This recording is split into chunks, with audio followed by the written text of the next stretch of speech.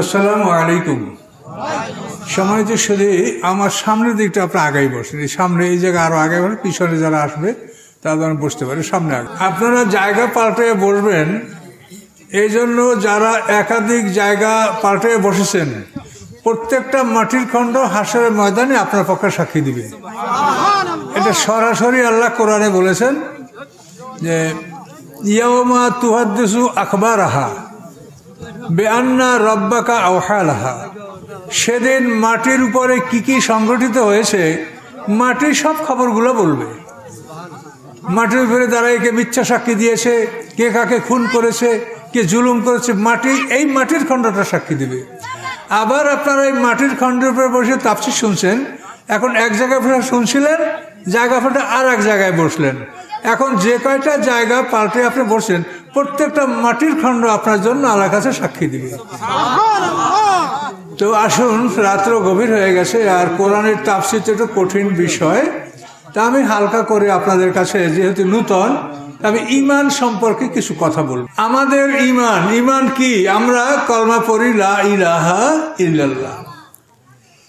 তো পৃথিবীতে আদম আলাইহিস সালাম থেকে মুহাম্মদ সাল্লাল্লাহু আলাইহি ওয়াসাল্লাম পর্যন্ত যত নবী রাসূল আসেন তাদের একটাই কাজ ছিল যে তারা লা ইলাহা ইল্লাল্লাহ এই কথাটা পৃথিবীতে প্রতিষ্ঠা করবে, প্রচার করবে। এছাড়া অন্য কোনো কাজ তাদের ছিল না, শুধু লা ইলাহা ইল্লাল্লাহ এই একটা বাক্য শুধু। এখন এই বাক্যটা প্রচার করার দায়িত্ব আল্লাহ সময় ভাগ করে দিয়েছে। যেমন আপনার এখানে কয়েকজন আলেম দাওয়াত করেছেন, সময় ভাগ করে দিয়েছেন যে আপনি আসরের পর, আপনি মাগরিবের পর, আপনি 8টার পর, আপনি 9টার ভাগ করছেন না। তো আল্লাহ তাআলা এই নবীদেরকে শুধু সময়টা ভাগ করে দিয়েছে, কিন্তু কাজ একটাই। এখানে আমরা সবাই একটা কাজ করার জন্য আসছি, কিন্তু নবীরাও ঠিক একটা কাজ করার জন্য পৃথিবীতে আসছেন, কিন্তু তাদের সময়টা ভাগ করে দেওয়া হয়েছে। এখন যাকে যে সময় দেওয়া হয়েছে, তো ওই সময়ের জন্য যে নবী দায়িত্বশীল ছিলেন কলেমার সাথে তার নামটা লাগিয়ে দেওয়া হয়েছে। লা ইলাহা ইল্লাল্লাহ এই কলেমার দায়িত্ব ছিল আদম ও শফিউল্লাহ। লা ইলাহা ইল্লাল্লাহ নূহ নবিউল্লাহ। যখন যে কলেমার দায়িত্বে ছিল তখন কলেমার সাথে তার নামটা জোড়া। তো আমরা এই কলেমার উপরে কিছু কথা আপনাদের সামনে পেশ করব। ঈমান এমন একটা বস্তু যে একটা মানুষ যদি লা ইলাহা ইল্লাল্লাহর উপরে তার মৃত্যু হয় তবুও সে জান্নাতি হবে। তো এজন্য এই বিষয়গুলি খুবই বিস্তারিত বিষয়, আমরা খুব সহজে এটা আলোচনা করতে পারবো না। তো তারপরও সামান্য কথা যা সম্ভব তাই বলবো। তো এখন আমরা যে বলি লা, এই লা মানে না, এটা আমরা সবাই জানি। এখন এই না দ্বারা আমরা কি বুঝাচ্ছি? না দ্বারা আমরা বোঝাচ্ছি যে আমরা জিবত এবং তাগুত এই দুইটা জিনিসকে আমরা অস্বীকার করব। কথা বলতে পারছেন? বুঝবেন, আমি বুঝাই বললে বুঝবেন। Preventive measure and curative measure. Preventive মেজারটা আগে নিতে হয়, কিউরেটিভ মেজারটা তার পরে নিতে হয়। লা বলে আপনি এখানে ভ্যাকুয়াম সৃষ্টি করবেন, এখানে লা নাই, এই যে একটা ফাঁকা নাই, লা এখানে ভ্যাকুয়াম সৃষ্টি করার পরে এখানে আল্লাহকে আপনি বসতে দিবেন। লা ইলাহা ইল্লাল্লাহ এই লা বলে আপনি জিবত এবং তাগুত এই দুইটা জিনিসকে আপনি অস্বীকার করবেন। জিবত আর তাগুত কাকে বলে আমি কোরআন থেকে আপনাদেরকে বলার চেষ্টা করছি। আলাম তারা ইলাল্লাযিনা উতু নাসিবাম মিনাল কিতাবি ইউমিনুনা বিজিবতি ওয়াত তাগুত। এই দেখেন কোরআনের আয়াত। আল্লাহ বলেন, হে রাসূল আপনি কি তাদেরকে দেখেছেন যাদেরকে আসমানি কিতাবের একটা অংশ দেওয়া হয়েছিল, তারা জিবত এবং তাগুতের উপরে ঈমান এনেছে। জিবত হলো জড় পদার্থের মূর্তি, এগুলো জিবত। আর তাগুত হলো মানুষ, যেমন ফেরাউন, কারুন, হামানের মতো মানুষ, যারা মানুষ নিজেরা আল্লাহকে মানে না এবং আল্লাহকে যারা মানে তাদের উপর অত্যাচার করে, দিন থেকে ফিরাতে চায়। এইভাবে অত্যাচারী যারা, তাদেরকে বলে তাগুত। আর জিবত হলো জড় পদার্থের মূর্তিগুলি, মাটির মূর্তি, পাথরের মূর্তি, কাঠের মূর্তি, মানে বড় কিছু। মানে এই রাম শব্দটা আমরা বলি, রাম হিন্দুরা বলে, আমরা বলি না। তো এই রাম শব্দের অর্থ বড়, যে কোনো বড় জিনিস দেখলে ওরা রাম রাম বলে। যেমন এই যে জানি না আপনাদের ভাষা আমাদের ভাষা মিলবে কিনা, এই যে বড় দা, খুব বড় হাসিয়া দা, এটা আমাদের রামদা বলে। রামদা মানে বড় দা। আচ্ছা, ছাগলের মধ্যে যেটা বড় ছাগল সে কি বলে? এই বুঝলেন, রাম মানে বড়। আচ্ছা, মাছের যে মাছের চাইতে সোজ বড়, সেই মাছটাকে রামসোজ বলে, কি ঠিক কিনা? রামসোজ ছিলেন মাছ, একটু মাছ সোজটা লেজের চাইতে বড় দিকে। তা রাম মানে বড়। এখন এই বড় যেগুলি জিপ্ত এবং তাগুত, যেমন ওরা চন্দ্র সূর্য বড় গাছ এগুলিকে ওরা পূজা করে, এটাকে আল্লাহ বলছেন জিপ্ত। আর তাগুত হচ্ছে যারা মানুষ কিন্তু নিজেরা আল্লাহর আইন মানে না, আল্লাহকে মানে না, যারা মানে তাদেরকে ফিরাতে চায়। তো আল্লাহ বলছেন, হে রাসূল, আপনি কি ওদেরকে দেখেছেন যাদেরকে আসমানি কেতাবের একটা অংশ দেওয়া হয়েছে, অথচ তারা ঈমান আনে জিপ্ত এবং তাগুতের উপরে? ঘটনাটা শুনলে বুঝবেন। ইহুদি বনু নজিরের সর্দার কাব বিন আশরাফ, বড় নেতা ইহুদিদের। তো উহুদের যুদ্ধে মুসলমানদের সাময়িক পরাজয় ঘটার পর এই নেতা গোপনে 40 জন লোক নিয়ে মক্কায় চলে গেল। মক্কায় গিয়া আবু সুফিয়ানকে ডেকে বলে যে, আমরা আসি তোমাকে একটা শুভ সংবাদ শোনার জন্য, যে তুমি যদি মদিনা আক্রমণ করো তাহলে আমরা তোমাকে সাহায্য করব, অস্ত্র দিয়া, সম্পদ দিয়া, জনবল দিয়া আমরা তোমাকে সাহায্য করব। এখন আবু সুফিয়ান তো শুনে আনন্দে আটখান, যে ইহুদিরা যদি আমাদের সমর্থন করে তাহলে আমরা মদিনা দখল করতে পারবো। তো আবু সুফিয়ান একমত হয়ে গেল। একমত হওয়ার পরে এখন তারা দুই দল কথাকে পাকাপাকি করার জন্য কাবাঘরের ওয়ালের সাথে বুক মিশিয়ে শপথ করলো। ইহুদিরা বলল যে আমরা তোমাদেরকে সাহায্য করব, আর ওরা বলল যে আমরা মদিনা আক্রমণ করব। এই চুক্তি যখন হওয়ার পরে এখন আবু সুফিয়ান বলে যে, দেখো, তোমাকে তো বিশ্বাস করা দায়, তোমরাও আহলে কিতাব আর মুহাম্মদ সাল্লাল্লাহু আলাইহি ওয়াসাল্লাম আহলে কিতাব। কি বুঝতে পারছেন? ইহুদিরা মুসা আলাইহিস সালামের তাওরাত কিতাবের অনুসারী, আর মুহাম্মদ সাল্লাল্লাহু আলাইহি ওয়াসাল্লাম কোরআন লাভ করছে। কাজে তোমরাও আহলে কিতাব আর মুহাম্মদ সাল্লাল্লাহু আলাইহি ওয়াসাল্লাম আহলে কিতাব। আচ্ছা বলো তো, এই তোমরা আহলে কিতাবরা ভালো না আমরা ভালো? আমরা তো মুশরিক, আমাদের কাছে কিতাব সেতাব নাই। তখন কাব বিন আশরাফ বলে যে, তোমরা কি করো? তখন বলে যে, আমরা হজ করি, কোরবানি করি, আত্মীয়তা রক্ষা করি, হাজিদেরকে পানি খাওয়াই, কাবাঘরের খেদমত আমরা করি, কাবাঘরের দরজার চাবি আমাদের কাছে, কাবাঘরের ঝাড়ঝাটা আমরা দেই, এসব কাজ আমরা করি। তখন কাব বিন আশরাফ বলল যে, তাহলে এদের চাইতে তোমরা ভালো, মুহাম্মদ সাল্লাল্লাহু আলাইহি ওয়াসাল্লামের সাথীদের চাইতে তোমরা ভালো। তখন আবু সুফিয়ান বলল, যদি তাই হয় তাহলে তুমি আমাদের দেবদেবীর সাথে একটা সেজদা করো, আমাদের দেবদেবীর সামনে একটা সেজদা করো। কাব বিন আশরাফ ইহুদি আলেম, এখনও ঠিকে গেছে। শেষ পর্যন্ত ওই কাবাঘরের মূর্তির সামনে কাব বিন আশরাফ সেজদা করলো। এই সেজদা করার পরে আল্লাহ তাআলা কোরআন আয়াত নাযিল করেন, হে রাসূল, আলাম তারাল লাযীনা উতু নাসীবাম মিনাল কিতাব, হে রাসূল, আপনি কি ওদেরকে দেখেছেন যাদেরকে আসমানি কিতাবের একটা অংশ দেওয়া হয়েছে, অথচ ইউমিনুনা বিজিপ্তি ওয়াত তাগুত, অথচ তারা জিপ্ত এবং তাগুতের উপর ঈমান এনেছে। জিপ্ত হলো কাবাঘরের মূর্তিগুলি, তাগুত হলো আবু সুফিয়ান আর তার সাথীরা। এবার ক্লিয়ার হয়েছে আপনাদেরকে জিপ্ত এবং তাগুত কাকে বলে? জিপ্ত হচ্ছে কাবাঘরের মূর্তিগুলি, আর তাগুত হচ্ছে আবু সুফিয়ান এবং তার সাথীরা। তা আমরা লা বলে জিপ্ত এবং তাগুতকে অস্বীকার করছি। এটা কোরআন শরীফের ব্যাপারটা হয়েছে কি, যে এটা বিশাল ব্যাপার। আল্লাহ 23 বছর বসে কোরআন প্রচার করেছেন। তো আমি সংক্ষিপ্ত সময় আপনাদেরকে এলোমেলো কথা বলবো না, যাতে আপনারা কিছুই নিয়ে যেতে পারবেন না। হালকা কথা বলবো, অল্প বলবো, যাতে আপনারা একটা বুঝে নিতে পারেন যে আমরা তাফসীরে এটা আমরা শিখেছি বা বুঝেছি। তাহলে এখন লা শব্দ দ্বারা কি হচ্ছে আপনারা বুঝতে পারছেন? লা শব্দ দ্বারা জিব এবং তাগুতকে অস্বীকার করা হচ্ছে। দেখেন আয়াতুল কুরসিতে দেখেন, ফামাই ইয়াকফুর বিত তাগুতে ওয়া ইউমিন বিল্লাহ, যারা তাগুতকে অস্বীকার করে আল্লাহর উপরে ঈমান আনে, ফাকাদ ইসতামসাকা বিল উরওয়াতিল উসকা, তারা এই শক্ত রজ্জুকে ধারণ করলো, মজবুত রশি ধারণ করলে এই রশি ছিন্ন হবার নয়। এখানে দেখেন ফামাই ইয়াকফুর তাগুত, মানে ঈমান আনার আগে আপনাকে তাগুতকে অস্বীকার করতে হবে। আপনি একটা প্লেটে খানা খাবেন, খানা খাবার আগেই তো প্লেটটা ধুইয়ে সাফ করিয়ে পরিষ্কার করে খানাটা খাবেন। তা আপনি যে ইমানটা আনবেন, ইমান আনার আগে জায়গাটা সাফ করতে হবে, ভ্যাকুয়াম সৃষ্টি করতে হবে। ডাক্তারে হেকিমে ঔষধ দেওয়ার আগে মানে জুলাব দিয়ে পেট পরিষ্কার করে, আর নাইলে ডাক্তাররা কিরমির ঔষধ এক ফাইল দিয়ে পেট পরিষ্কার, তারপর ঔষধ দেয়। তো এই যে পরিষ্কার করা, ব্রেন অন্তরকে পরিষ্কার রাখা, এটার জন্য লা শব্দটা আমাদের কলেমার প্রথম শব্দ লা, যে আমরা জিব এবং তাগুতকে অস্বীকার করছি। এরপরে নাই কোনো মাবুদ আল্লাহ ছাড়া, আল্লাহ ছাড়া আর কোনো মাবুদ নেই। এই কলমাটা এইটা প্রচার করার জন্য সমগ্র পৃথিবীকে আল্লাহ তাআলা যুগে যুগে নবী রাসূল পাঠিয়েছে। সাংঘাতিক ব্যাপার।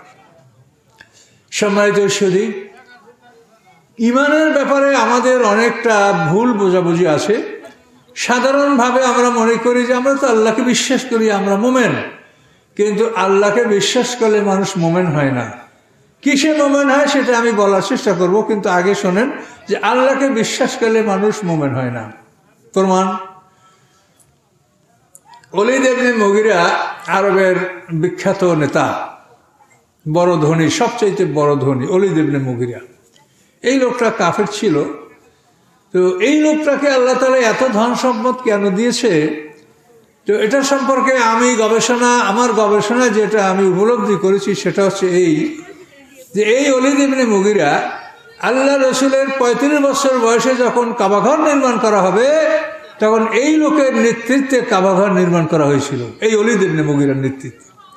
কাবাঘরের ওয়াল ফেটে গেছে, তার মধ্যে বড় বড় সাপ থাকে, ওই ঘর এখন ভেঙে নূতন করে করা দরকার। কেউ সাহস করে না যে ওই ঘরে যদি আমরা কোদাল মারি তো আমরা মরে যাব, ধ্বংস হয়ে যাব, আল্লাহর ঘর। ওদিকে বড় বড় সাপ বিচ্ছু, ঘরে ঢোকার মতো নাই, ঘর বিধ্বস্ত, কি করা যাবে? তখন সবাই আগে ওলীদ ইবনে মুগীরা কোদাল নিয়ে কাবা ঘরের দেওয়ালের পরে আঘাত করলো যে আমি আগে এটা কাটবো, কিছু হবে না। এই ওলীদ ইবনে মুগীরার নেতৃত্বে কাবা ঘর নির্মাণ করা হয়েছিল। ইতিমধ্যে আল্লাহর রহমত, যে একটা ওকাব পাখি এসে ওই যে বড় সাপ ছিল যার ভয় ওরা ঢুকতে পারতো না, ওই সাপটাকে ছো মেরে তুলে নিয়ে গেল। এগুলো বহু ইতিহাস আছে। কাবা ঘরের মধ্যে একটা গর্ত আছে, যেখানে ওই কাবা ঘরে সর্বযুগে মানুষ ওখানে দান করত। ইসলামের যুগেও দান করে, ইসলামের আগেও দান করত। এই কাবা ঘরের দানকে রক্ষা করার জন্য একটা গর্ত, কুয়া ছিল কাবাঘরের ভিতরে, এইটার নাম হলো বীরে আকসাফ। এই বীরে আকসাফের সম্পদ পাহারা দেওয়ার জন্য আল্লাহ তাআলা ওখানে সাপ পাঠিয়ে দিয়েছিলেন। ওই কুয়ার মধ্যে কেউ চুরি করতে গেলে ভয়তে যাইতো না, সাপ থাকতো। তো এগুলি বহু ইতিহাস আছে। আমরা কথা বলতে গেলে অত কথা লম্বা হয়ে আবার আমরা খাটো করতে বাধ্য হচ্ছি, যেহেতু আপনাদেরকে একটা কথা বুঝাবো। তো এই ওলীদ ইবনে মুগীরার নেতৃত্বে কাবাঘর নির্মাণ হওয়ার কারণে আমার মনে হয় যে আল্লাহ তাআলা তাকে এত সম্পদ দিয়েছে যে আরবে তার মতো কোনো সম্পদশালী লোক ছিল না, কিন্তু সে ইসলাম গ্রহণ করতে পারে নাই। এই ওলীদ ইবনে মুগীরা আল্লাহ রসুলের মুখে একদিন কোরআন শুনেছে। কোন আয়াতটা শুনেছে? ইন্নাল্লাহা ইয়া'মুরু বিল আদলি ওয়াল ইহসান ওয়া ইতা'i যিল কুরবা ওয়া ইয়ানহা আনিল ফাহশাই ওয়াল মুনকারি ওয়াল বাগি ইয়া'iযুকুম লাআল্লাকুম তাযাক্কারুন। সূরা নাহলের মধ্যে আয়াতটি আছে। দেখে জুমার খুতবায়, শেষ খুতবায় এই আয়াতটা পড়া হয়। তো এটা জুমার শেষ খুতবায় প্রত্যাবর্তন করছেন ওমর ইবনে আব্দুল আজিজ।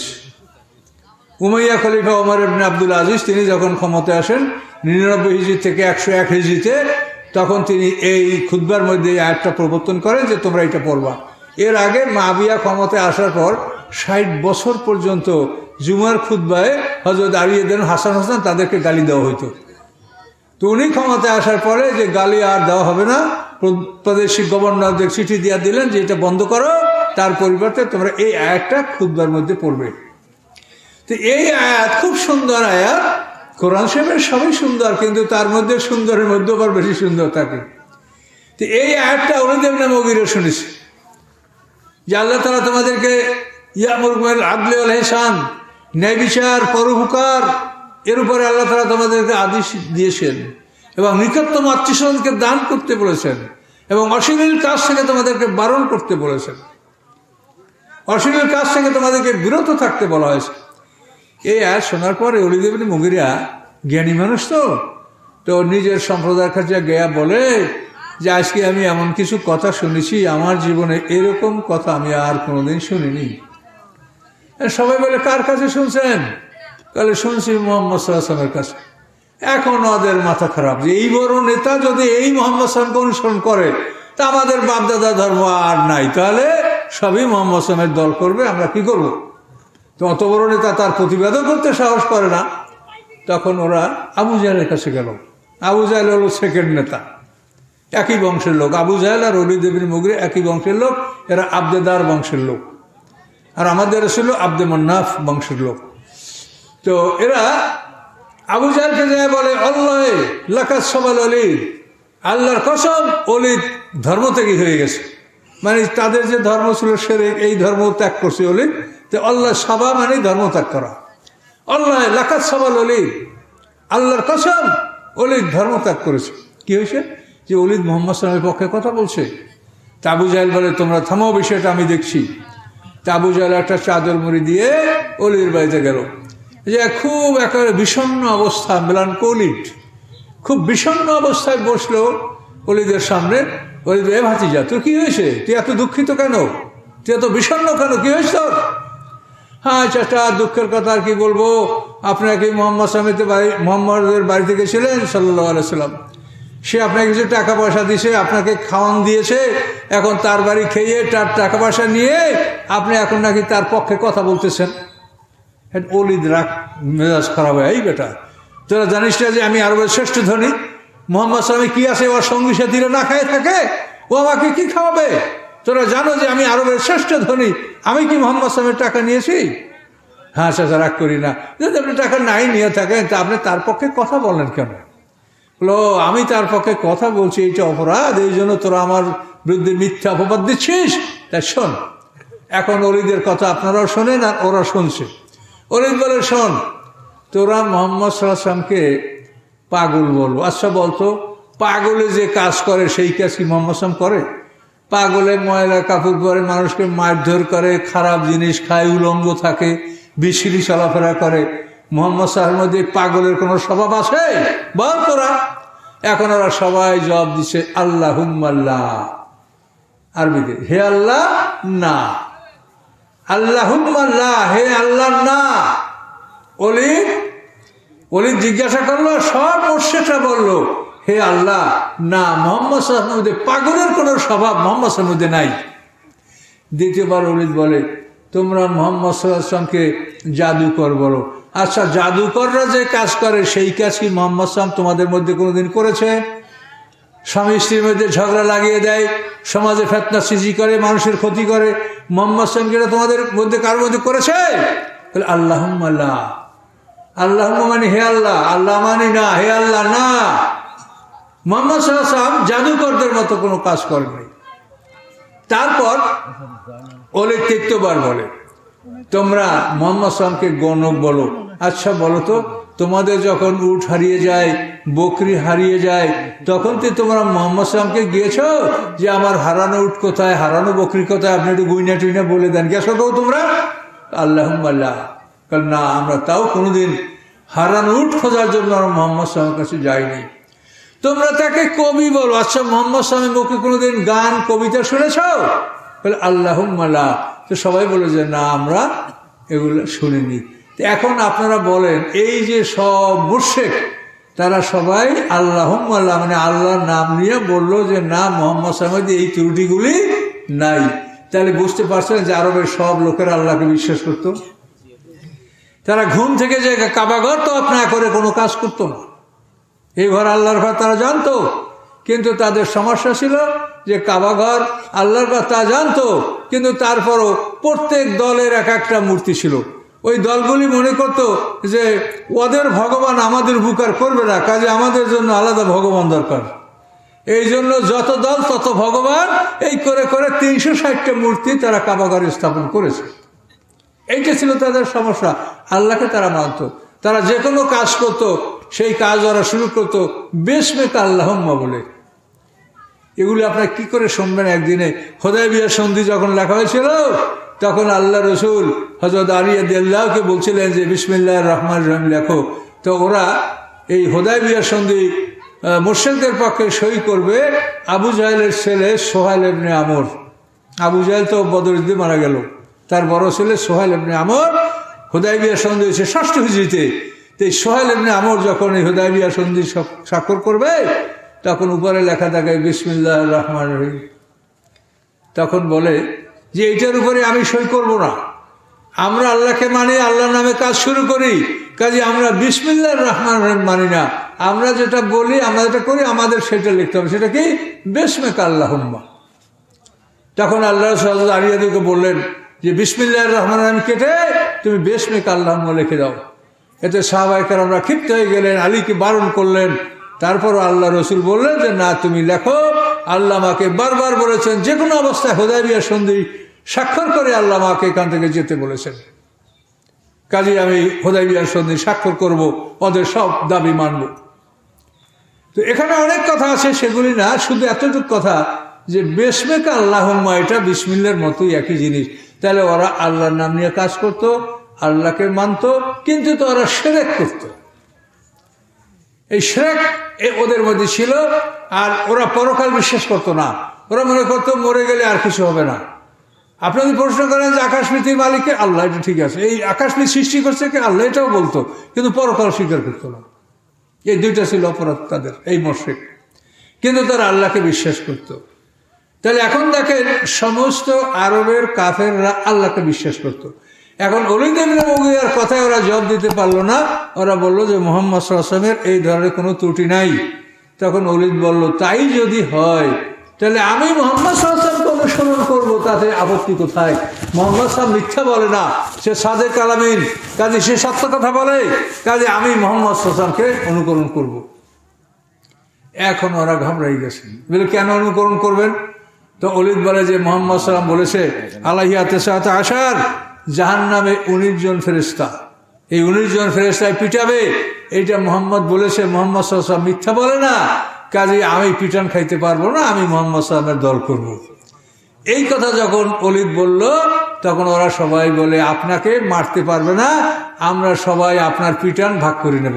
আমরা বলবো যে এটা আমাদের মুরব্বী, তাকে মারবি না, কাজে ওই আপনার পিটার সব আমরা ভাগ করে নেব, আপনাকে আমরা মারতে দিব না। আপনার অনেক ধন সম্পদ আছে, আমাদের কিছু টাকা পয়সা দিবেন, তাহলেই হবে, আপনাকে মারতে দিব না, ফেরেশতা আপনাকে মারতে পারবে না। তখন ওলীদ বলে যে তোরা আমার মায়ের ঠেকাতে পারবি? বলে হ্যাঁ পারবো। তো তাই যদি পারো তাহলে ঠিক আছে, তাহলে আমি তোদের সাথেই থাকবো। তো ওলীদ ওদেরকে কিছু টাকা দিল। তো এই কথাগুলো সব কোরআনে আছে। আফারাআইতাল্লাযী তাওয়াল্লা ওয়া আতা কালিলান ওয়া আকদা, আল্লাহ বলেন হে রাসূল, আপনি কি ওদেরকে দেখেছেন যে দিন থেকে ফিরে গেল? ওয়া আতা কালিলান ওয়া আকদা, তাদেরকে কিছু টাকা পয়সা দিল, পরে আবার দেওয়া বন্ধ করে দিল। ওর মনে যখন ঈমানের আলোটা নিভে গেছে, অন্তরের ভয় দূর হয়ে গেছে, তখন ওরা টাকা পয়সা মুশরিকদেরকে দিত না। এইভাবে ওলীদ যখন আবার পুরোপুরি কাফের হয়ে গেল, তখন আবু জাহেল ওলীদকে ডেকে বলে, চাচা, আপনি যে একটু মাঝখানে ভুল পথে গেছিলেন, এতে আমাদের খুব ক্ষতি হয়ে গেছে। এখন আমরা একটা পাবলিক মিটিং ডাকবো, সেই মিটিংয়ে আপনি কোরআনের বিরুদ্ধে, মুহাম্মদ সাল্লাল্লাহু আলাইহি ওয়াসাল্লামের বিরুদ্ধে কথা বলবেন। স্পষ্টভাবে যদি না বলেন তো আমাদের লোকগুলো দুর্বল হয়ে গেছে, এটা বলতে হবে। তখন ওই বলে ঠিক আছে, সভা ডাকো। তখন পাবলিক মিটিং ডাকা হলো, মিটিংয়ে ওলীদকে সভাপতি করা হলো। এখন ওলীদ বলে যে মুহাম্মদ সাল্লাল্লাহু আলাইহি ওয়াসাল্লাম ঠিক না, আসলে সে জাদুকর, আর কোরআন হলো একটা প্রচলিত জাদু, একের পর এক বদলি হয়ে আসতেছে। কাজী ইন হুয়া ইল্লা সিহরুন ইউসার, এমন একটা জাদু যেটা বংশ পরম্পরায় চলে আসতেছে। কাজী আমি আমার বাপদাদার ধর্মে ফিরে আসছি, আমার বাপদাদার ধর্ম ভালো, মুহাম্মদ সাল্লাল্লাহু আলাইহি ওয়াসাল্লামের ধর্ম ভালো না, এইটাও ঘোষণা করলো। এই ঘোষণা করার পরে আল্লাহ তাআলা তার উপরে অসন্তুষ্ট হয়ে তার ব্যাপারে এমন আয়াত নাযিল করলেন যাতে সে অপমানিত হয়ে গেল। আল্লাহ কি নাযিল করলেন? হাম্মাজিম মাশশাম বিনামিম মান্নান লিল খায়রি মুতাদিন আসিম মুতুল্লিন বাদা যালিকা জানিম। আল্লাহ বলেন হাম্মাস, ও মানুষকে তিরস্কার করে, মাশশাম বিনামিম, ও চুগলখুরি করে বলে, উতুল্লিন, ও কর্কশ ভাষী, ভালো কাজে বাধা দেয়, কর্কশ ভাষী, ও বাদা জালিকা জানিম, এত ভিন্ন, ও জারুস, ও হারামজাদা জারুস।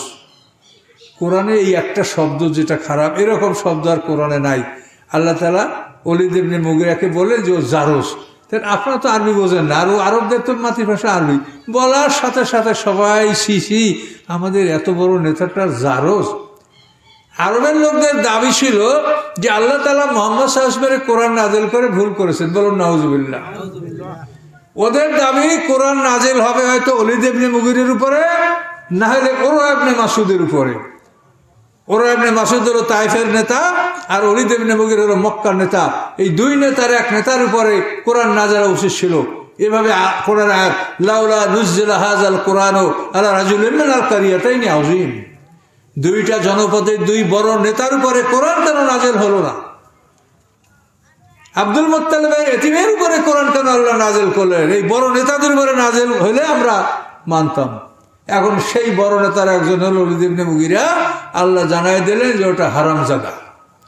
এই কথা শোনার পরে ওলীদের মাথাটা নুয়ে গেল, ওর সমর্থকরা সবাই লজ্জিত হলো।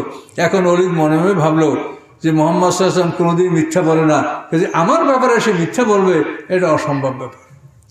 আসলে আমি হয়তো বা হারামজাদাই হব, যেটা বলতে কে পারবে দুনিয়ায়? এটা মা ছাড়া কেউ বলতে পারে যে সন্তানটা হারামজাদা কিনা? তো এখন ওলীদ বলে যে মায়ের কাছ থেকেই কথাটা আদায় করব যে আসলে আমি হারামজাদা কিনা। তো ও পাগল সাইজা মাথায় পাগড়ি বাঁধা তলোয়ার নিয়ে মাকে এই তোর একেবারে কাটে ফেলবো। ওর মা ঘাবড়ে, ওরে বাবা কি হয়েছে, কি কেন কাটবি, কেন তোর কি ক্ষতি করছি আমি, বল। বলে মা তুমি বলো, এই মুহাম্মদ সাল্লাল্লাহু আলাইহি ওয়াসাল্লাম আমাকে হারামজাদা বলছে, আমি কি হারামজাদা? আমি কি জারজ? তারা ওলীদ মা বেটা তুই থাম, আমি তোকে বলছি তুই থাম। থামলাম মা, তুমি সুস্থ হইয়া সত্য কথা আমাকে বলো। তখন ওলীদের মা বলে যে বেটা তোর বাবা মুগীরা, তার বিশাল ধন সম্পদ ছিল, কিন্তু তোর বাবার বিগেটিং ক্যাপাসিটি ছিল না। বিগেটিং ক্যাপাসিটি মানে একটা মহিলাকে সে গর্ভবতী বানাবে, এই ক্যাপাসিটি তার ছিল না। সেই জন্য তোর বাবার অনুমতি নিয়েই আমি চিন্তা করলাম যে এই তোর বাবার ধন সম্পদ কে দেখাশোনা করবে, এই জন্য আমি তোর বাবার রাখালের সাথে জেনা করছি, তাই তুই হয়েছ বাবা, তুই হারামজাদা, এতে কোনো সন্দেহ নাই। এখন কি বলবেন বলেন? নাউজুবিল্লাহ বলেন, কথা বলতে পারছেন? বলে বাবা তুই হারামজাদা, এতে কোনো সন্দেহ নাই। তো এখানে আমাদের শিক্ষণের বিষয়টা হলো এই যে ওলীদ ইবনে মুগীরের মতো অত বড় নেতা, সে মুহাম্মদ সাল্লাল্লাহু আলাইহি ওয়াসাল্লামকে জিজ্ঞাসা করতে সাহস করে নাই যে তুমি আমাকে হারামজাদা বললে কেন। মায়ের কাছে গেছে, সেও জানে যে মুহাম্মদ সাল্লাল্লাহু আলাইহি ওয়াসাল্লাম মিথ্যা বলে না। কি কথা বুঝতে পারছেন? এইরকম চরিত্রবান মানুষই নবী রাসূল হয়। নবী রাসূলদের চরিত্র এরকমই হয় যে তার পরম শত্রু জানে যে উনি ভালো মানুষ। তো এইভাবে ওলীদ ইবনে মুগীরার বিষয়টা প্রমাণিত হলো। তো এখানে যে কথাগুলো জানা, একটু গভীরে কথা গেলে তো আপনাদের বুঝতে কষ্ট হইতে পারে। সেটা হলো ওলীদের মা যেটা বলছে, বর্তমান সমাজের কোনো নারী কি বলবে? এটা কিন্তু এরকম বলবে না। তো ওলীদের মা এটা বলার কারণটা কি? কারণ হলো আরব সমাজে জাহেলিয়াতে, ইসলামের আগে একটা আইন ছিল যে যে সমস্ত পুরুষরা তার স্ত্রীকে গর্ভবতী করতে পারবে না, তারা স্ত্রীকে অনুমতি দিয়েই ছেড়ে দিবে যে তুমি বাইরে ঘোরাফেরা করো, তোমার পছন্দ মতো পুরুষের সাথে মেলামেশা করে তুমি গর্ভবতী হও, এবং গর্ভ নিশ্চিত হওয়ার পরে তুমি ঘরে ফিরে আসো। এবং এই আইনটাকে বলা হয় ইস্তিবজা। এটার আরবিও ইস্তিবজা, ইংরেজিতেও ইস্তিবজা বলে এই আইন। এইটা জাহেলিয়াতে ছিল। এই জন্য ওলীদের বাবা যেহেতু অক্ষম ছিল, সেই জন্য ওলীদের মা বাইরে থেকে সে নিজে কনসিভ করছে, গর্ভবতী হয়েছে। এটা ইস্তিবজা, এটা আরবের সমাজে এটা একটা আইন ছিল। তাহলে এখান থেকে আমরা জানতে পারলাম যে আরবের সব লোকেরা আল্লাহকে মানত, আল্লাহকে বিশ্বাস করত, কিন্তু তারা মুমিন ছিল না। খুব সংক্ষেপে কথা বলবো, বেশি সময় কথা বলবো না, রাত্রে গভীর হয়ে গেছে। আর একটা দৃষ্টান্ত শোনেন। আল্লাহর পয়গম্বর সালেহ আলাইহিস সালাম, এই সালেহ আলাইহিস সালামের অঞ্চলটা হলো হিজির অঞ্চল, যেটা এখানে আপনারা আলেম ওলামা যারা আছেন যে হিজির, মদিনা এবং তায়েফের মাঝখানে একটা অঞ্চল, এটাকে হিজির। কোরআন শরীফে সূরা হিজির একটা সূরা আছে, ওয়ালাকাদ কাযযাবা আসহাবুল হিজরিল মুরসালিন। এই আসহাবে হিজির হলো সামুদ জাতি। সামুদ পয়গম্বর ইনি হলেন সামুদ ইবনে জাসুর ইবনে আওজ ইবনে ইরাম ইবনে সাম ইবনে নূহ। নূহ আলাইহিস সালামের ষষ্ঠ পুরুষের পয়গম্বর হলো সালেহ আলাইহিস সালাম, সামুদ জাতির পয়গম্বর। আর নূহ আলাইহিস সালাম হলো আদম আলাইহিস সালামের দশম পুরুষের পয়গম্বর।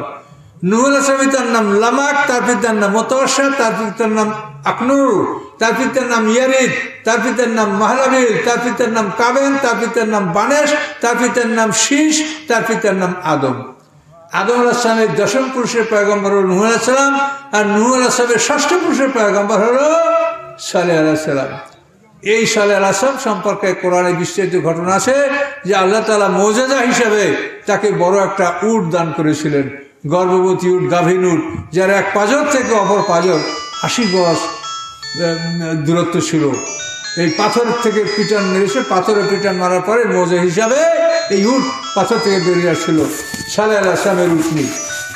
তো এই পয়গম্বর সালেহ আলাইহিস সালাম, তো এই সালেহ আলাইহিস সালামকে তার দেশের লোকেরা তাকে হত্যা করার চেষ্টা করছিল।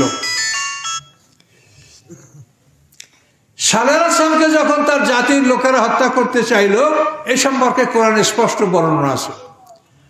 ওয়াকানা ফিল মাদিনাতে তিসআতু রাহাতিন ইউফসিদুনা ফিল আরদি ওয়ালা ইউসলিহুন ক্বালু তাকাসামু বিল্লাহ। সালেহ আলাইহিস সালামকে হত্যা করার জন্য তার জাতির 9টা নেতা, 9 দলের 9টা সর্দার, এরা একত্রিত হলো যে আমরা আল্লাহর পয়গম্বর সালেহ আলাইহিস সালামকে খুন করব। এবং এর মধ্যে বড় নেতা ছিল কেদার বিন সালেফ। এখন 9 জনে একটা কাজ করবে, এখন সবাই কথাটা পাকাপাকি করতে হয় না, একমত হয়ে কাজ করবো। মানুষে জিজ্ঞাসা করলে আমরা কি করব, আমরা একটা মানুষ হত্যা করব, তার পরিবার হত্যা করব, তো এখন আমরা লোকে জিজ্ঞাসা করলে কি বলবো, সবাই এক কথা বলবো, একসঙ্গে কাজ করবো, তো পরামর্শ লাগে না? এখন আল্লাহ কোরআন পাকে কি বলে দেখেন, ওয়াকানা ফিল মাদিনাতে তিসআতু রাহাতিন ইউফসিদুনা ফিল আরদি ওয়ালা ইউসলিহুন। আল্লাহ বলেন ওই শহরে, সালেহ আলাইহিস সালামের শহরে 9 জন নেতা ছিল, তারা পৃথিবীতে ফাসাদ করে বেড়াতো, কিন্তু কখনোই তারা ভালো কোনো কাজ করতো না। এই 9 নেতা একমত হলো যে রাতের অন্ধকারে আমরা আল্লাহর পয়গম্বর সালেহ আলাইহিস সালামকে হত্যা করব। তখন ওরা এক জায়গায় বসে ক্বালু তাকাসামু বিল্লাহ, তারা বলল আল্লাহর নামে কসম করে নাও। কার নামে কসম করবে বলেন? কার নামে? কি কাজ করবে? পয়গম্বরকে মারবে। এখন পয়গম্বরকে মারবে, সেইটা আল্লাহর নামে কসম করিয়া কথা পাকাপাকি করে। এখন বলেন আল্লাহকে বিশ্বাস করলে কি মানুষ মুমিন হয়? তো এই কথাগুলি কিন্তু আমরা বুঝি না। ইমানের ব্যাপারটা সবচেয়ে গুরুত্বপূর্ণ। তো এই এখন দেখেন ক্বালু তাকাসামু বিল্লাহ, যারা 9 নেতা একমত হয়ে তারা বলল যে আল্লাহর নামে কসম করে নাও, কি করব? লানুবাইয়িতান্নাহু, রাতের অন্ধকারে আমরা আল্লাহর পয়গম্বরকে খুন করব। সুম্মা লা নাকুলান্না লিওয়ালিহি, তারপর আমরা তার আত্মীয়স্বজনদেরকে বলবো, কি বলবো? মা শাহিদনা মালিকা আলী ওয়া ইন্না লা সাদিকুন, যে সে কিভাবে ধ্বংস হয়েছে আমরা জানি না, আমরা সত্য বলছি। এই বলে 9 নেতা যখন পরামর্শ করে রওনা করলো, রওনা করার পরে আল্লাহ তাআলার যে নিয়ম, সেই নিয়ম আল্লাহ পালন করলেন। আল্লাহর নিয়ম কি জানেন? আল্লাহ বলেন সুন্নাতা মান কাদ আরসালনা ক্বাবলাকা মির রাসূলিনা ফালা তাজিদ লিসুন্নাতিনা তাহবিলা। আল্লাহ বলেন হে রাসূল, আমার যে নিয়ম, আল্লাহ বলেন যে আমার যে নিয়ম, এই নিয়মের কোনোদিন কোনো পরিবর্তন ঘটে না। আমার নিয়ম পূর্ববর্তী মানুষের সাথে যা ছিল, পূর্ববর্তী নবী রাসূলদের সাথে যে নিয়ম অব্যাহত ছিল, আপনার সাথে সেই নিয়মই বহাল থাকবে। তা আল্লাহর সুন্নতগুলো কি? এখন যে ওরা 9 নেতা পয়গম্বরকে একসাথে হয়ে খুন করার জন্য একমত হয়ে গেল, এবং আল্লাহ তাআলা তাদেরকে কি করলেন? একটা পাহাড়ের কিনার থেকে যাচ্ছিল, তখন ওখান থেকে বিরাট একটা পাথর খণ্ড পড়ে, এক পাথরের তলে চাপা পড়ে 9 নেতা শেষ। তারা পয়গম্বরের কাছে যেতে পারলো না। তো এটা হচ্ছে আল্লাহর সুন্নাত। আল্লাহর সুন্নাত হচ্ছে পয়গম্বরকে খুন করার জন্য কোনো মানুষ যদি ঘর থেকে বের হয়, সেই মানুষ ঘরে ফিরে যেতে পারে না। মূসা আলাইহিস সালামকে হত্যা করার জন্য ফেরাউন 10,60,000 বাহিনী নিয়ে মূসা আলাইহিস সালামের পিছে ধাওয়া করেছিল। কত লোক বলেন? 10,60,000 বাহিনী নিয়ে ফেরাউন মূসা আলাইহিস সালাম এবং বনী ইসরাঈলদের সংখ্যা ছিল 6,70,000। বলছি বনী ইসরাঈলরা পালাচ্ছে, ফেরাউন তাদেরকে মারবে। তো এই ফেরাউন যখন মুসা আলাইহিস সালামকে হত্যা করার জন্য, বনী ইসরাঈলকে হত্যা করার জন্য রওনা করছিল, তখন কি পরিণামটা হয়েছিল? মুসা আলাইহিস সালাম লোহিত সাগর পাড়ি দিয়ে উপরে উঠে গেল, আর ফেরাউনের 10,60,000 বাহিনী লোহিত সাগরে ডুবে মারা গেল। কোথায় মারা গেছে বলেন? লোহিত সাগরে। আবার কেউ বলেন না নীল নদে, নীল নদ না, নীল নদটা হলো মিশরের মাঝে। এই নীল নদের পশ্চিমের অংশও মিশর, পূর্ব অংশও মিশর। এই ফেরাউন ডুবেছে মিশরের পূর্ব সীমানা হলো লোহিত সাগর, আরব দেশের পশ্চিমে জেদ্দা, যেখানে জাহাজ বের, এটা হলো লোহিত সাগর। এই সাগরের মাথার অংশ আকাবাহু সাগর, এই জায়গাটা মুসা আলাইহিস সালাম পাড়ি দিয়েছে। 6,70,000 বনী ইসরাঈল নিয়ে মুসা আলাইহিস সালাম লোহিত সাগর পাড়ি দিয়েছেন। হ্যাঁ, ওইখানে যখন মুসা আলাইহিস সালাম তার বাহিনী নিয়ে আসেন, এক বিরাট ইতিহাস ভাই, কেমন করে বলবো। মুসা আলাইহিস সালাম 6,70,000 বনী ইসরাঈল নিয়ে মিশর ত্যাগ করতে শুরু করেছিল আল্লাহর হুকুমে। তো এই মিশর ত্যাগ করার ঘটনাটা কি জন্য হয়েছিল শোনেন। যে মুসা আলাইহিস সালামকে আল্লাহ তাআলা 9টা মুজিজা দিয়েছিল, 9টা মুজিজা। 5টা মুজিজার কথা কোরআনে একটা আয়াতে আছে। ফারসালনা আলাইহিম তুফানা ওয়াল জারাদা ওয়াল কুম্মালা ওয়াদ দাফাদিয়া ওয়াদ দামা। এই 5টা মুজিজা এক আয়াতে। তুফান, ফেরাউন বংশের উপরে আল্লাহ তাআলা তুফান দিল, বন্যা। এই বন্যায় ফেরাউন বংশের বাড়িঘর সব ডুবে গেল, কিন্তু মুসা আলাইহিস সালাম বা বনী ইসরাঈলদের বাড়িঘরে কোনো ক্ষতি হচ্ছে না। 1 সপ্তাহ পর্যন্ত বন্যা থাকলো, ওদের সব ভিজে নষ্ট হয়ে গেল, বাড়িঘর, ক্ষেত খামার, বিছনাপত্র সব। ওরা বারবার আল্লাহর কাছে, মুসা আলাইহিস সালাম বললো যে আপনি আল্লাহর কাছে বলেন, আল্লাহ এই বিপদটা দূর করে দেয়, তা আমরা ঈমান আনবো। মুসা আলাইহিস সালাম আল্লাহর কাছে দোয়া করলেন, বিপদ দূর হয়ে গেল, কিন্তু ওরা ঈমান আনলো না। এক। তারপরে তুফানা, তারপরে জারাদা হলো টিড্ডি, পঙ্গপাল, ফড়িংয়ের মতো এক ধরনের পোকা। যদি কোনো গ্রামে বা কোনো এলাকায় পড়ে, সব মুহূর্তের মধ্যে সব খেয়ে ফেলে সাদা করে দেবে, একটা গাছের পাতা থাকবে না। সমুদ্রে থাকে এরা, কোথায় থাকে আল্লাহর বাহিনী। এরা যদি কোনো এলাকায় ঢোকে তো সে এলাকা শেষ, পঙ্গুপাল। এই পঙ্গুপাল পাঠাইয়া 1 সপ্তাহে বনী ইসরাঈলদের সব বাড়িঘর, ক্ষেত খামার, বাগান সব খেয়ে ফেললো। ওরা আবার বললো যে মুসা, আল্লাহর কাছে দোয়া করেন, এই বিপদটা দূর করে দিক, আমরা ঈমান আনবো। 1 সপ্তাহ পর আল্লাহ তাআলার কাছে মুসা আলাইহিস সালাম দোয়া করলেন, বালা দূর হয়ে গেল, ওরা ঈমান আনলো না। ফারসালনা তুফানা ওয়াল জারাদা। 3 নাম্বার কুম্মালা। কুম্মাল মানে সার পোকা। একটা ধাঁধা আছে যে বাঘ বড় না টাইগার বড়, কোনটা বড়, বাঘ বড় না টাইগার বড়? একই। এই তো ঠকে গেলেন। বাঘ মানে সার পোকা, বেউজি বাঘ। কথা বুঝতে পারছেন? বাঘ মানে সার পোকা। এই জন্য কাজে বাঘ বড় না টাইগার বড়। তো এই সার পোকা দিয়ে তাদেরকে এমনভাবে কষ্ট দেওয়া হলো যে ওরা বসতে পারে না, শুইতে পারে না, দাঁড়িয়ে পারে না, খালি কামড়ায় কামড়ায় আর কামড়ায়। সার পোকা এখন তো এগুলো কমে গেছে। আমরা আগে ওই পাকিস্তান আমলের পুরান রেলগাড়ির বগিতে উঠলে হায় রে সার পোকার কামড়। কথা বলতে পারছেন? এগুলো হয়তো বয়স্ক লোকেরা বলতে পারবেন। এই সার পোকা দিয়া তাফসীরে বলা আছে যে মুসা আলাইহিস সালাম একটা আল্লাহর হুকুমে একটা টিনের উপরে পিটান মারিয়েছেন লাঠি দিয়ে। পিটান মারার পরে টিনার থেকে ভাইঙ্গে চুইরে সার পোকাগুলো বাইর হইয়া সব বনী ইসরাঈলকে আক্রমণ করছিল। তো ফারসালনা তুফানা ওয়াল জারাদা আল কুম্মালা। 4 নম্বর দফা দেয়া। দফা দেয়া মানে ব্যাং। এমনভাবে আল্লাহ তাআলা ব্যাং দিয়া শাস্তি দিলেন যে ভাত তরকারি পাক করে রাখছে, দেখে এর মধ্যে ব্যাং ভরি আছে, সব ব্যাং। খাবে বলে হাঁ করছে, খাবার মুখে দেওয়ার আগে লাফ দিয়ে একটা ব্যাং ঢুকে গেছে। এখন বলেন তো কেমন হবে? মরিচ পেশবে, খাবার পেশবে, তো ওই খাদ্য পেশার আগে ব্যাং পিষে গেছে। এইভাবে 1 সপ্তাহ পর্যন্ত ব্যাং দ্বারা তাদেরকে শাস্তি দেওয়া হয়েছে। 1 সপ্তাহ পর সে ব্যাঙের শাস্তি দূর করে আল্লাহ আবার মাফ করেছে। এ গেল ফারসালনা তুফানা ওয়াল জারাদা আল কুম্মালা দফা দেয়া। এরপরে 5 নম্বর দম, রক্ত। মানে এমন শাস্তি আল্লাহ দিলেন যে ওরা যখনই পানিতে হাত দেয় তখন পানিটা রক্ত হয়ে যায়। সম্মানিত ভাইরা, আমি আসছি তাফসিরে, আর বক্তা সাহেব চলে গেছেন। কাজেই আপনারা প্রকাশ্যে বা গোপনে দান করলে আল্লাহ দেখেন, আল্লাহ সব দিবেন। কাজেই আপনারা আমার যেন দুর্নাম না করে যে হুজুরে এই সমস্ত চাঁদা কালেকশন হয় নাই, যা দেওয়া তার দেন।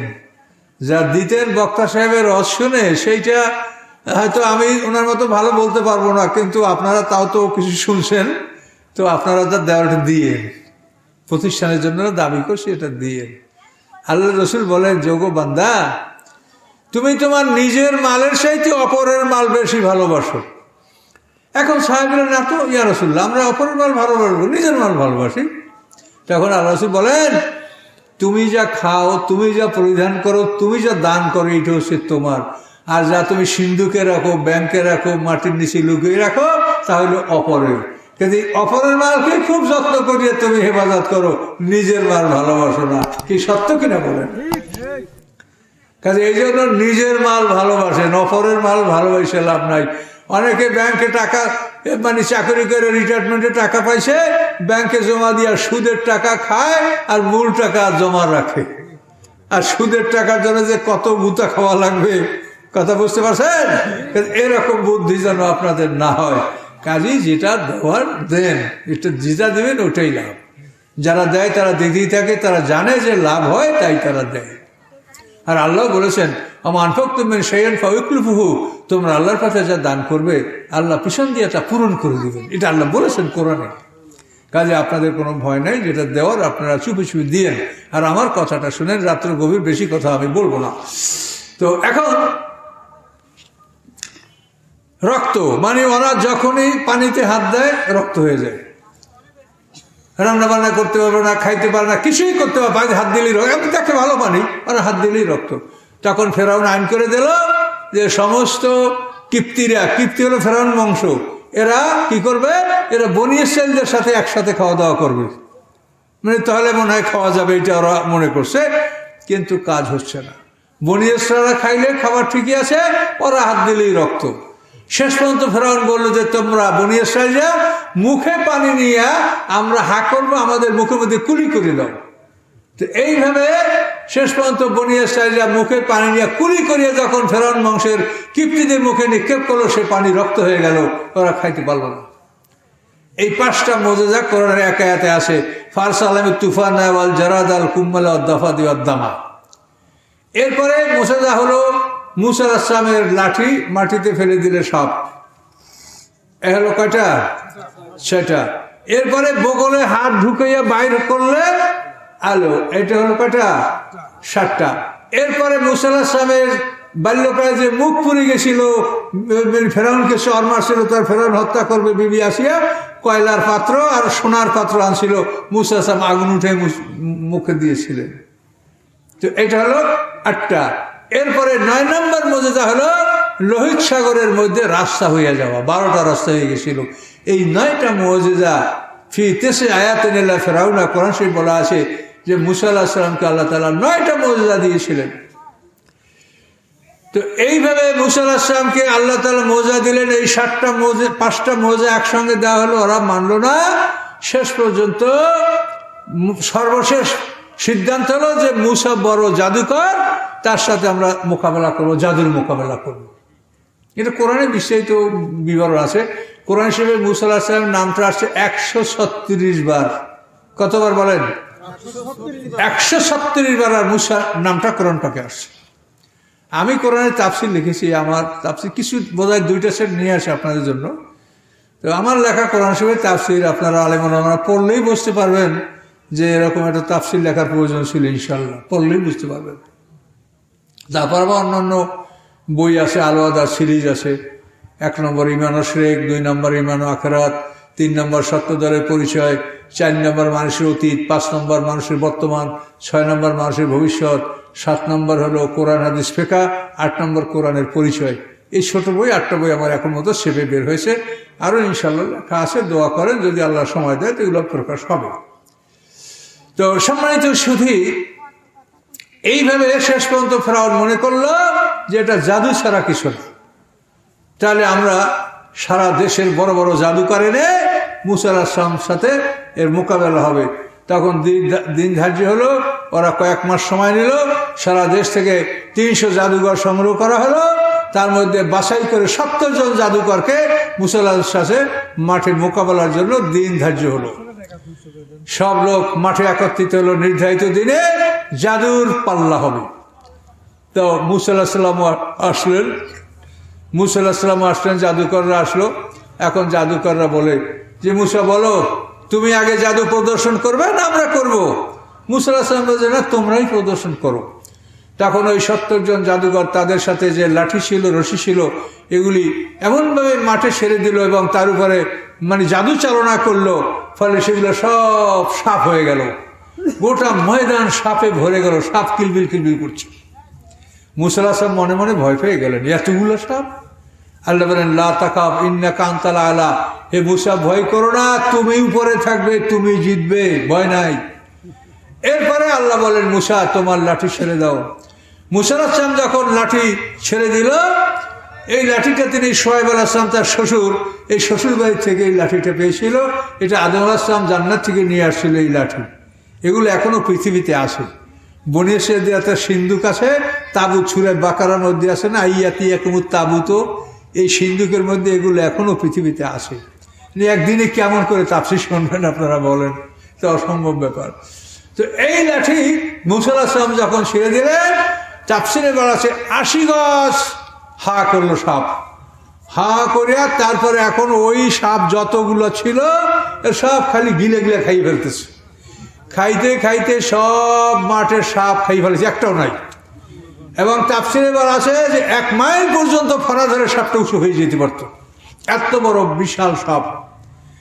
এইভাবে সাপ মাঠের সমস্ত জাদুকরদের সাপগুলিকে খেয়ে শেষ করে দিয়ে এরপরে ফেরাউনের দিকে এরকম হা করে ছুটছে পর ফেরাউন সেই দিন ওর যে সিংহাসন এই নিয়ে হাঁকাবাঁকা গদি থেকে পড়ে গেছে এবং সাথে সাথে আর পাতলা পায়খানা শুরু হয়েছে। তাফসীরে বলা আছে ফেরাউন সারা জীবনে কোনোদিন তার পাতলা পায়খানা হয় নাই, কিন্তু ওই দিন তার পাতলা পায়খানা শুরু হয়ে গেছে এবং মানুষের ভিড়াভিড়িতে 25,000 মানুষ পদপিষ্ট হয়ে মারা গেছে। এই ভয়ঙ্কর ঘটনা ঘটলো। জাদুকররা সব সেজদায় পড়ে গেল। তারা বলল আমান্না বিরব্বিল আলামিন রব্বি মুসা হারুন, আমরা আল্লাহর উপর ঈমান এনেছি, মুসা আলাইহিস সালাম হারুন আলাইহিস সালামের রবের উপর ঈমান এনেছি। এই বলে জাদুকররা সেজদায় পড়ে গেল। ফেরাউন বলল ও তোমাদেরকে আমি দাওয়াত দিয়ে আনছি, খরচ খরচা দিয়ে আনছি, আমি টাকা পয়সা ব্যয় করছি আমি, আর এখন তোমরা মুসা আলাইহিস সালামের সাথে একমত হয়ে গেছো, তাহলে মুসা আলাইহিস সালাম তোমাদের ওস্তাদের কাছে হার মেনে গেছো, আমি তোমাদেরকে শূলবিদ্ধ করে হত্যা করব। ফেরাউন এই ঘোষণা দিল। ওদিকে বাড়ির খবর এলোমেলো হয়ে গেল। বিবি আসিয়া যখন শুনতে পাইল যে ফেরাউনের জাদুকররা হেরে গেছে, তখন বিবি আসিয়া ঈমান আনিয়ে ফেলছে। বিবি আসিয়া হলো নবী বংশের মেয়ে, আসিয়া বিনতে মাযাহিম। তিনি কিন্তু কিপ্তি নাম, এ বনী ইসরাঈলদের কন্যা ছিল আসিয়া, বিবি আসিয়া। এই বিবি আসিয়ার সাথে জান্নাতে আল্লাহ রসুলের সাথে বিয়ে হবে, জানেন খবর? এই মহিলা বিবি আসিয়া, তার স্বামী ফেরাউন, সে চিরদিনের জন্য জাহান্নামী। এই জন্য এই মহিলার সাথে জান্নাতে আল্লাহর রাসূলের সাথে বিয়ে হবে। এই এক মহিলা। আর ঈসা আলাইহিস সালাম মরিয়ম, এর সাথে আল্লাহ রসুলের জান্নাতে বিয়ে হবে। আর এক মহিলা হলো মুসা আলাইহিস সালামের বোন। মুসা আলাইহিস সালামকে সিন্ধুকে ফেলে দিয়া ওই যে বোন তাকাইয়া তাকাইয়া পিছে পিছে দেখছিল, হ্যাঁ, সেই বোনের নাম মরিয়ম বা কুলসুম। ওই বোনের সাথে আল্লাহ রসুলের জান্নাতে এই 3 মহিলার সাথে বিয়ে হবে। যে সমস্ত মহিলাদের স্বামী জাহান্নামী অথচ মহিলা জান্নাতি, ওই সমস্ত নারীদেরকে আল্লাহ তাআলা জান্নাতের সুপুরুষদের সাথে তাদের বিবাহের ব্যবস্থা করে দেবেন। কি কথা বলতে পারছেন? যে মহিলার একাধিক স্বামী জান্নাতি, মনে করেন মহিলার প্রথম স্বামী শহীদ হয়ে গেছে, হে জান্নাতি। আবার ওই মহিলা আরেকজনের বিয়ে করছে, সে শহীদ হয়ে জান্নাতি। কাজে কোনো মহিলার একাধিক স্বামী যদি জান্নাতি হয়, তো ওই মহিলা তার শেষ স্বামীর সাথে জান্নাতে বসবাস করবে। এগুলো সব ফয়সালা করা আছে আল্লাহর আইনে। কথা বলতে পারছেন? এগুলি নিয়ে কোনো পুরুষ বলতে পারবে না যে এটা আমার বউ, বাবু বলবে আমার বউ না।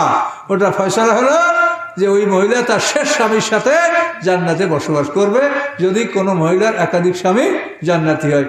আর স্বামীরা যদি জান্নাতি না হয়, তার জান্নাতের সুপুরুষদের সাথে আল্লাহ তাদের বিবাহের ব্যবস্থা করে দেবেন। বলুন সুবহানাল্লাহ। আল্লাহর আইন খুব সুন্দর আইন। এখন ফেরাউন এদিকে জাদুকরদেরকে আনছিল, তারা মুসলমান হয়ে গেল। বাড়ি যাই দিয়ে বিবি আসিয়া নিজের স্ত্রী মুসলমান হয়ে গেছে, এখন ওর কাছে মাথা গরম হইয়া তখন উনি কি করলো, জাদুঘরদেরকে সব শুলে বিদ্ধ করে হত্যা করলো, বিবি আসিয়াকেও মারলো। ওই যে গান শোনেন না, হ্যাঁ, যে জান্নাতে তোমার পাশে আমার জন্য একটা ঘর বানিয়ে দিও। হ্যাঁ, এই ঘর, এটা কে বলছিল? বিবি আসিয়া। রব্বিবনি লি ইনদাকা বাইতান ফিল জান্নাতি ওয়া নাজ্জিনি মিন ফিরাউনা ওয়া আমালি ওয়া নাজ্জিনি মিনাল কওমিজ জালিমিন। বিবি আসিয়ার এই কথাটা আল্লাহ কোরআনে তুলে দিয়েছেন। বিবি আসিয়াকে যখন হাতে পায়ে লোহার প্যারাক মারা বুকে পাথর চাপা দিয়ে হত্যা করতেছিল, তখন বিবি আসিয়া আল্লাহর কাছে দোয়া করছিলেন যে আল্লাহ, আমার জন্য জান্নাতে আপনার কাছে আমার বাড়ি তৈরি করেন। রব্বিবনি লি ইনদাকা বাইতান ফিল জান্নাহ। সেটার উপরে গান, কি সুন্দর গানটা গায়, দেখছেন না শিল্পীরা। তো এই বিবি আসিয়ার দোয়ার সাথে সাথে আল্লাহ কবুল করেন এবং আল্লাহ বললেন ফেরেশতাদেরকে, সপ্ত আকাশের দরজা খুলে দাও, বিবি আসিয়ার জন্য জান্নাতে বাড়িঘর তৈরি করো, তাকে দেখতে দাও। তখন এই সোনার উপারির দিয়া বিবি আসিয়ার জন্য বাড়ি তৈরি করা হচ্ছিল, আর বিবি আসিয়া তা দেখে হাসতে হাসতে বিবি আসিয়া ইন্তেকাল করেন। তো ফেরাউন যখন এই অত্যাচারগুলি করলো, ইমানদার জাদুঘরদেরকে মারলো, বিবি আসিয়াকে মারলো, তখন আল্লাহ মূসাকে বললেন যে মূসা, তুমি বনী ইসরাঈলদেরকে নিয়ে দেশ ত্যাগ করো, ফেরাউনকে আমি ধ্বংস করব, তোমরা পৃথক না হওয়া পর্যন্ত এদেরকে আমি তো ধ্বংস করতে পারছি না। তখন মূসা আলাইহিস সালাম সেই আল্লাহর হুকুমে 10,60,000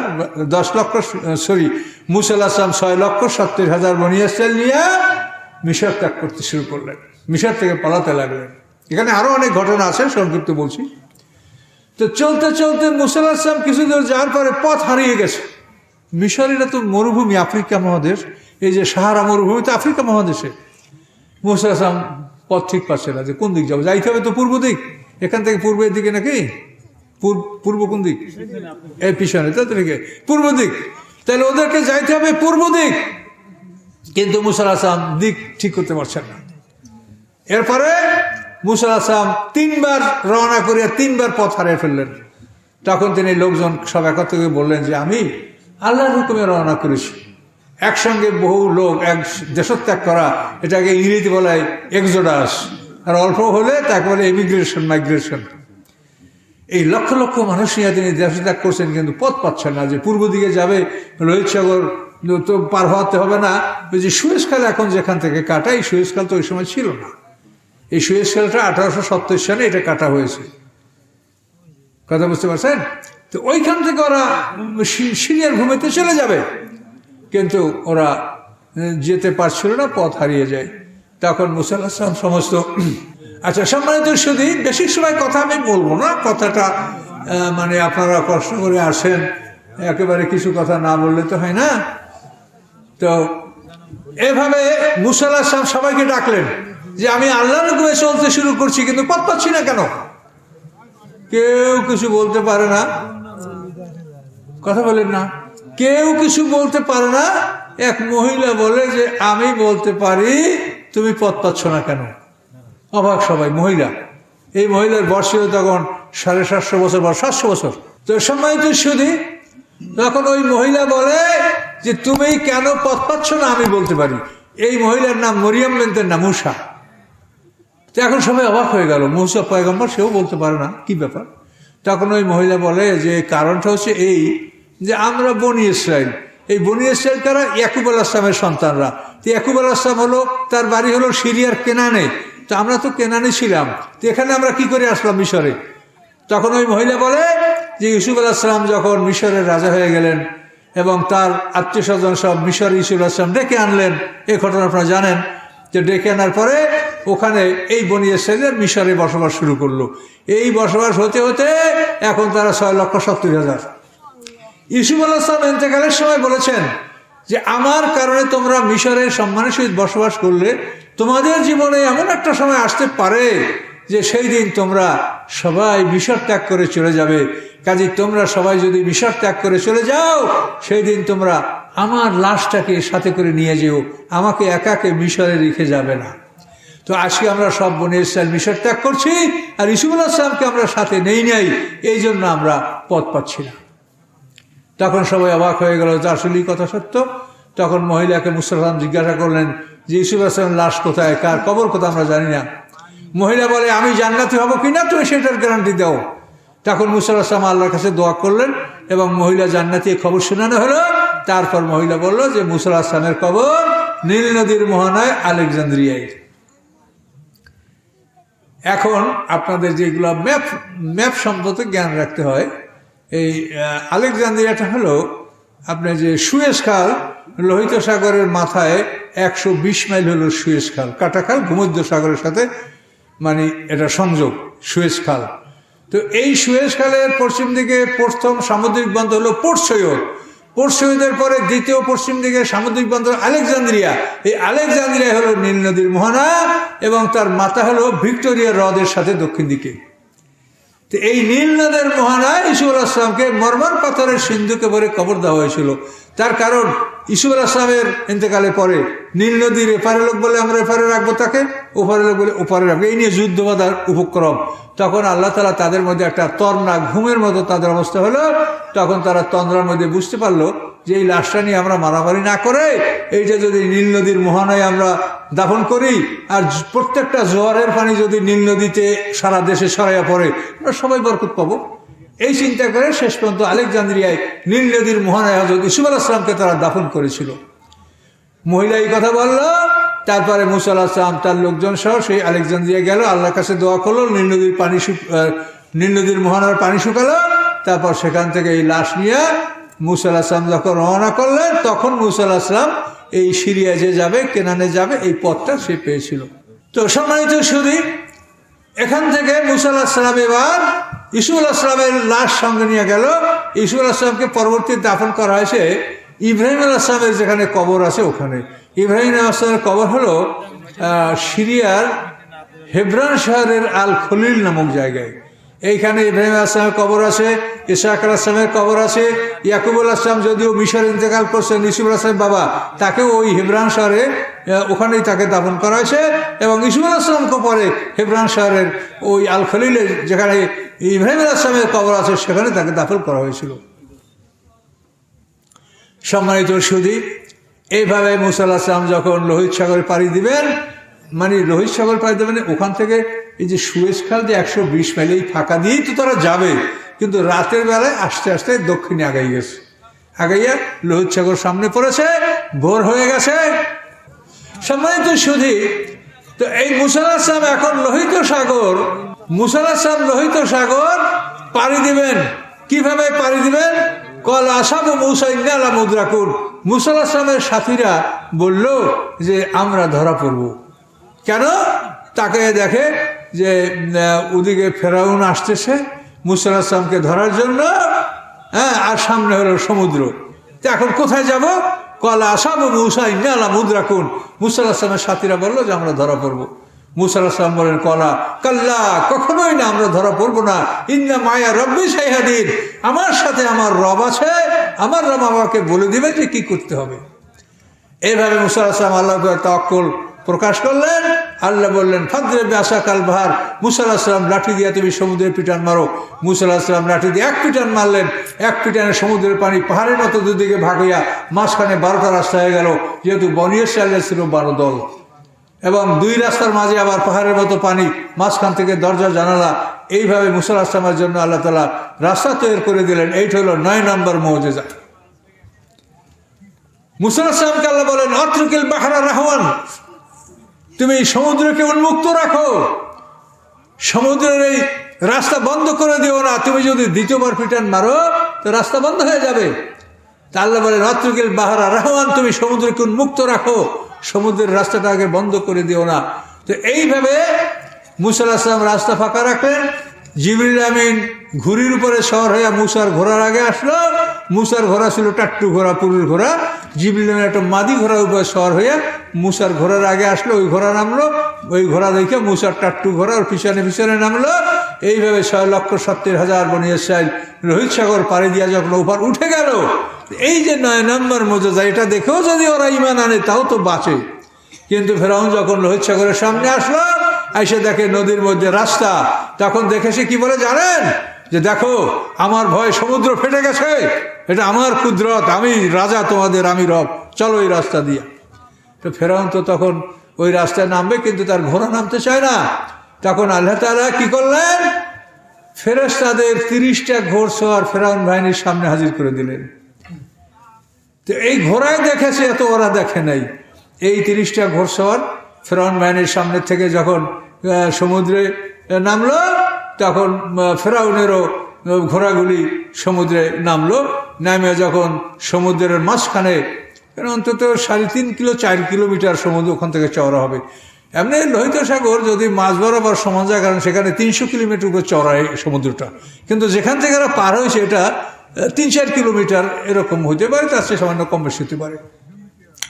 তো এইখানে মুসা আলাইহিস সালাম পার হয়ে ওপার গেলেন, আর ফেরাউন আইসা ওইখানে তার বাহিনী নামলো। যখন একেবারে সমুদ্রের মাঝ বরাবর আসলো 6,70,000 বাহিনী, তখন কলকল করে ডাক দিয়া 2 দিকের পানি এসে সমুদ্রের পানি বরাবর হয়ে সমান হয়ে গেল। একসঙ্গে 10,60,000 মানুষের সলিল সমাধি হয়ে গেল, মরে গেল। যখন ফেরাউন মরে, তখন ফেরাউন ঈমান এনেছিল। ফেরাউন বলেছিল, আমানতু আন্নাহু লা ইলাহা ইল্লাল্লাযী আমানাত বিহি বানু ইসরাঈল ওয়া আনা মিনাল মুসলিমিন। ফেরাউন বলে, আমানতু, আমি ঈমান আনতেছি, আন্নাহু লা ইলাহা, নিশ্চয়ই ওই আল্লাহ ছাড়া কোনো মাবুদ নাই, আমানাত বিহি বানু ইসরাঈল, যে আল্লাহর উপরে বনি ইসরাঈল যা ঈমান এনেছে সেই আল্লাহ ছাড়া কোনো মাবুদ নাই, ওয়া আনা মিনাল মুসলিমিন, আমি মুসলমানদের একজন। এইভাবে ফেরাউন যখন ঈমান আনে, ফাদাসা জিবরাইল, তাফসীরে জিবরাইল এক থাবা কাদা উঠাইয়া মুখ চেপে ধরছে। এখন আর ফেরাউন বলতে পারে না, আমানতু বলতে ও করছে। এখন আল্লাহ বলে, ও জিবরাইল, তুমি ওটার মুখ চেপে ধরলা কেন? তখন জিবরাইল বলে যে, আল্লাহ আপনি রহমান, আপনি বড় দয়ালু। ও যদি বারবার বলে আমানতু আমানতু, আপনি ওদের ঈমান কবুল করেন, আমি ওকে আর বলতে দিব না, এই জন্য আমি কাদা দিয়ে মুখ চেপে ধরছি। তখন আল্লাহ বলে, ও জিবরাইল, তুমি ওর সাথে এত শত্রুতা কেন করো? বলে, আল্লাহ যেদিন ও জাদুর মোকাবেলার জন্য মাঠে গেছে, সেই দিনও কি বলেছিল, আনা রব্বুকুমুল আলা, আমি তোমাদের সবচাইতে বড় রব। জিবরাইল সেই দিন আমি ক্ষিপ্ত হয়ে গেছি যে, বেয়াদব, তুই সবচাইতে বড় রব, তোর রবগিরি আমি দেখে নেব। সেই জন্য জিবরাইল বলে যে, সেই জন্য আমি ক্ষিপ্ত হয়ে আজকে আর বুকে আমি কাদা দিয়ে চেপে ধরছি। ও করতে করতে ভগবান নবুয়ত হয়ে গেছে, ফেরাউন ঈমান আনতে পারে নাই। তো এখান থেকে আমাদের শিক্ষা কি? আমাদের শিক্ষা হলো যে মৃত্যুর সময় ঈমান আনলে সেই ঈমান কবুল হবে না। মৃত্যুর সময় কোনো নেকামল করলে সেটা কবুল হবে না। এই জন্য মানুষেরা, মোমেনরা মৃত্যুর সময় রব্বি লাউলা আখারতিনি ইলা আজালিন কারীব ফাসাদদাকু ওয়া কুন মিনাস সালিহিন, আল্লাহ আমাকে একটু সময় দেন, আমি সৎকার করবো, নেককার হয়ে যাবে। আল্লাহ বলেন, ওয়ালা ইউআখিরুল্লাহু নাফসান ইযা আজালুহা আল্লাহু খাবীরুম বিমা তা'মালুন। মুমিনে ফাসিক আল্লাহর কাছে মৃত্যুর সময় চাবে, আর কাফেররা বলে, রব্বিরজিউন, আল্লাহ আমার প্রাণটা ফিরিয়ে দেন, লাল্লি আমালু সালিহান ফিমা তারাকতু, দুনিয়ায় যে ভালো কাজগুলি করিনি আমি সব করবো, আল্লাহ আমাকে আমার প্রাণটা ফিরিয়ে দেন।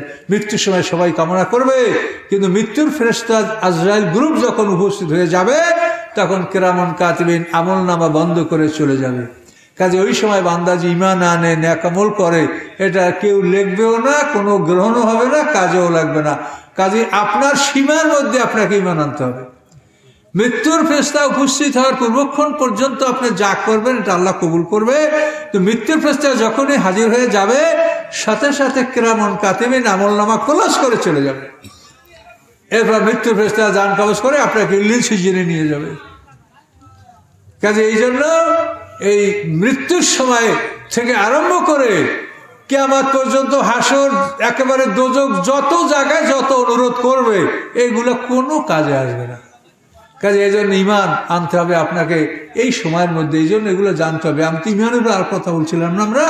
তো ঈমান আনলে জানতে হবে যে ঈমান আনতে হবে মৃত্যুর ফেরেশতা হাজির হওয়ার আগে।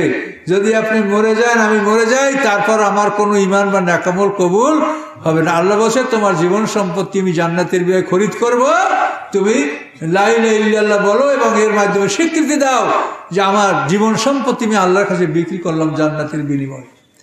কিন্তু আল্লাহ চায় যে তোমার জীবন সম্পত্তি তুমি জীবিত থাকতে আমার কাছে বেচো, কিন্তু আমরা মরার পর আল্লাহর কাছে বেশি। মরার পর আমরা কি বলি?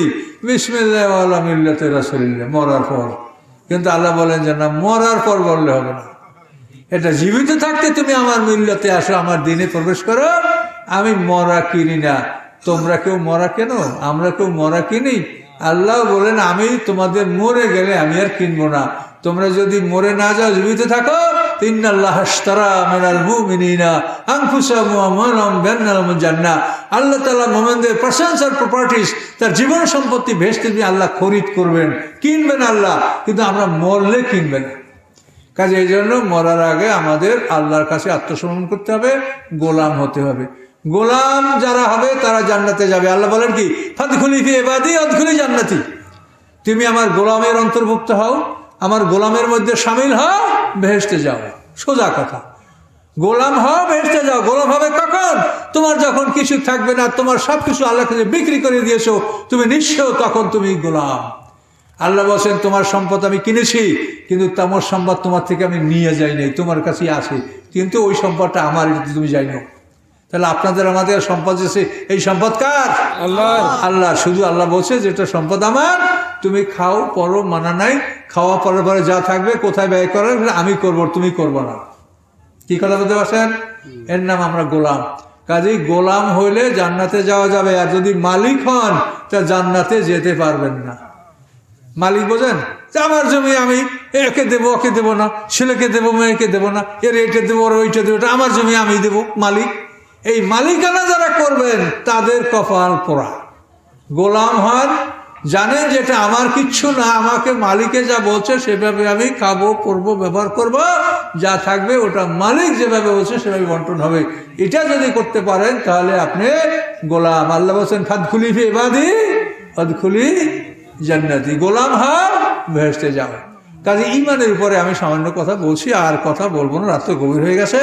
আমার জন্য দোয়া করবেন।